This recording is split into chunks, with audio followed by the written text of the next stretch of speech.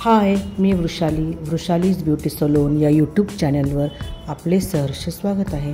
मैत्रिणींनो, आज मी तुम्हाला लेग्स जी फुल ग्रोथ होते तर त्याचे वॅक्सिंग कसे करावे याबद्दलचा व्हिडिओ मी तुम्हाला शेअर केला आहे. तर व्हिडिओ संपूर्ण पहा. बघा, ह्या क्लायंटचे हेअर ग्रोथ किती जास्त प्रमाणात आहे. पण सुरुवातीला आपल्याला वॅक्सिंग करताना थोड्याशा नॉर्मल वेदना होतात, पण त्यानंतर आपले पाय खूपच सुंदर दिसतात. तर आधी मी स्टार्टिंगला पावडर लावून घेतली. पूर्ण पायाला पावडर लावल्यानंतर मग मी स्पॅच्युलाच्या साह्याने वॅक्स लावायला सुरुवात केलेली आहे. तर वॅक्स जे आहे ते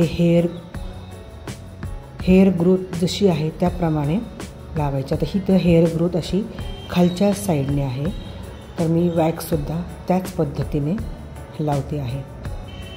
इथे मी गोल्ड वॅक्स वापरलेले आहे. आता मी त्यावरती स्ट्रीप लावून चांगल्या प्रकारे प्रेस करून त्याच्या विरुद्ध दिशेने मी स्ट्रिप्स ओढते आहे. त्यामुळे केस जे आहे ते मुळापासून व्यवस्थित निघतात.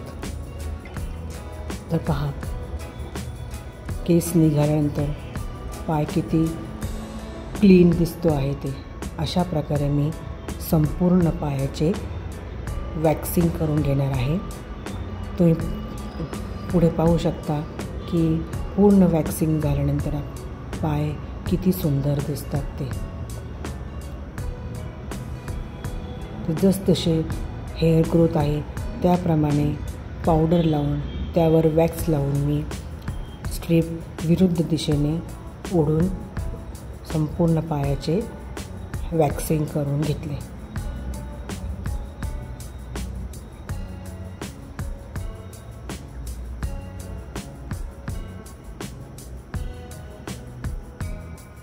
फक्त एक गोष्ट करावी, स्ट्रीप ओढताना तुम्ही एका हाताने स्किन थोडी टाईट पकडावी. जर स्किन लूज पडली तर रॅश जास्त यायचा संभव असतो किंवा जास्त प्रमाणात आपल्याला वेदना होतात. त्यामुळे स्किन मागच्या साईडने टाईट पकडावी आणि मग स्ट्रीप ओढावी.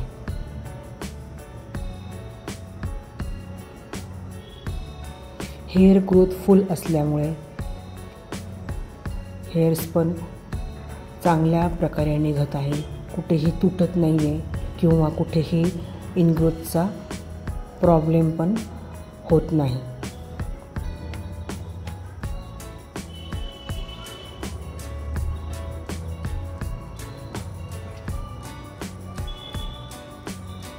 तर अशा प्रकारे मी संपूर्ण पायाचे वॅक्सिंग करून घेतले.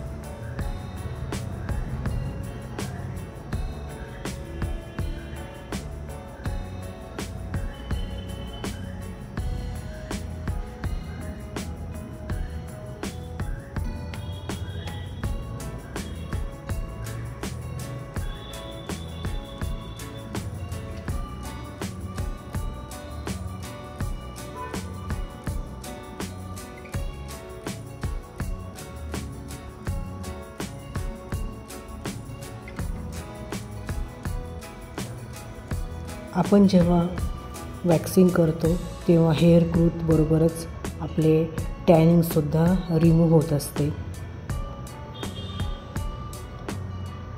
त्यामुळे आपला पाय एकदम क्लीन आणि चकचकीत दिसतो.